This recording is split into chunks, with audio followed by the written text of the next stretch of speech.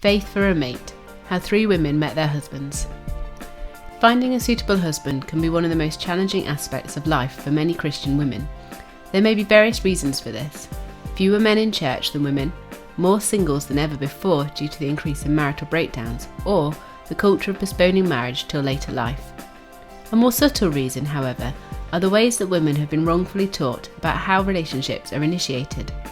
The long-term effects of such teaching may well be the single greatest reason for the escalating problem of involuntary singleness within the church, and that's the reason for this short Bible-based course. The first thing to establish is that the Bible is more descriptive than prescriptive about the subject of finding a mate, i.e. it gives examples, by way of stories, of how couples met, more than it gives precepts of how to meet. Why is that? Maybe it's because love happens in such a variety of ways that it's not worth being too prescriptive about it. In fact, according to Agar, Proverbs 30, verse 19, how a man falls in love with a woman is one of the few things in life he felt was too hard for him to understand. In this course we will analyse the stories of 3 women in the Bible and see what we can learn from their stories. Then, at the end of the course, we will consider practical ways of applying the learning to our lives today. Lesson 1. Zipporah. The first story is about Zipporah, whose husband was Moses. They first met at a well in Midian after Moses had shortly arrived there from Egypt. The story, found in Exodus chapter 2, goes like this. Now the priest of Midian had 7 daughters, and they came and drew water, and they filled the troughs to water their father's flock. Then the shepherds came and drove them away, but Moses stood up and helped them, and watered their flock. When they came to rule their father, he said, "How is it that you have come so soon today?" And they said, "An Egyptian delivered us from the hand of the shepherds, and he also drew enough water for us, and watered the flock." So he said to his daughters, "And where is he? Why is it that you have left the man? Call him, that he may eat bread." Then Moses was content to live with the man, and he gave Zipporah his daughter to Moses. Okay, so let's analyse. Zipporah and her 6 sisters arrived at the well with their flock, expecting to draw water for them. Some shepherds at the well gave them a hard time, but Moses, seemingly without any prompting, stood up for them and helped them by watering their flock. And that was the end of the incident, until they arrived home and spoke to their father Reuel. Reuel is more commonly known as Jethro, so we'll call him Jethro from now on. Upon arrival home, Jethro asked his daughters how they had arrived home so soon, which means they had done this task before, perhaps regularly, and it had noticeably taken a shorter time that day.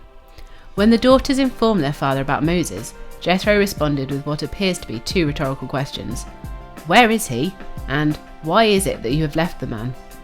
In other words, how can someone, a stranger in fact, be so kind to you in an adverse situation, and you fail to show him the appropriate level of gratitude by inviting him home for a meal? Good question. Why was Zipporah and her sisters so economical in their gratitude? Were they shy, fearful, unthankful, naive? Their reference to Moses as an Egyptian could suggest they hadn't even asked Moses his name. And before we question if it was reasonable to expect 7 women to invite a kind male stranger home for a meal, Jethro absolutely expected them to do it, so he certainly didn't feel it was unreasonable. But how about Moses in this situation? Often it is said that men should be the ones to take the initiative to start a relationship. Well, there's no suggestion that Moses' actions at the well were motivated by anything other than kindness, but let's just suppose. Suppose he was even partially motivated by intentions towards Zipporah. Her inadequate response to his heroic actions prevented him from going any further. He had gone beyond the call of duty, gone the extra mile, created an opportunity for friendship, and she had shut it down. Was it reasonable to expect Moses to pursue any further? The story could quite easily have ended there, and Zipporah would have missed out on marrying one of the greatest men who ever lived. But thankfully, Jethro saved the day. He perceived what Zipporah hadn't. Not only did he understand how to treat Moses in this situation, he perhaps saw the opportunity of a good husband for her, and a nice son-in-law for himself too. But perhaps the most significant part of this story is the end. Jethro felt so strongly about the issue that he instructed Zipporah and her sisters to go back and fetch Moses. In other words, he was saying to his daughters, "You failed to do what was appropriate. You go back and make amends."